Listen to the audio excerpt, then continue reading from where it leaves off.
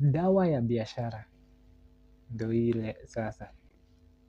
Kitu ya kwanza kufanya kama wewe mfanya biashara ama wewe mwenye unataka kuanzisha biashara yako, kitu ya kwanza yenye inaweza angusha biashara yako na tena iangushe kabisa nipotee.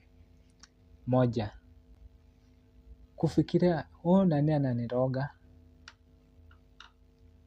Kufikiria mambo ya urogi, uchawi. Hiyo ndio kenye inaweza kulia biashara nikufe kabisa na isaulike. Ya pili, kukimbilia waganga.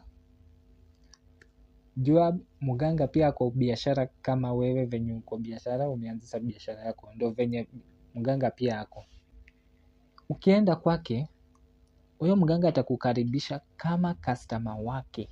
Atakuitisha, utaenda huko, hutaenda mikono bure, lazima uende na pesa. Na ukienda, once umekanyaga huko, jua tena atakwambia baada ya wiki moja, wiki mbili, rudi. Haya, hizo wiki zimeisha, umeenda tena. Tena atakwambia baada ya mwezi siku hivi, rudi. Najua ukienda si ati unaenda mikono bure, unaenda na pesa. Sasa hizo pesa nayo inatoka wapi?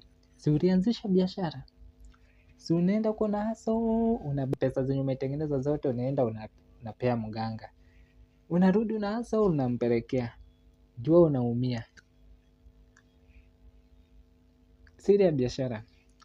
Rauka asubuhi, piga magoti chini, omba Mungu akupee wateja, na inalingana na venye unaongea na wateja wako pia kumaintain customers.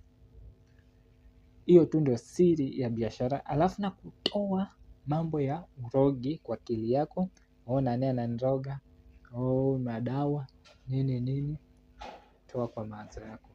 Utaona biashara yako ikienda vizuri.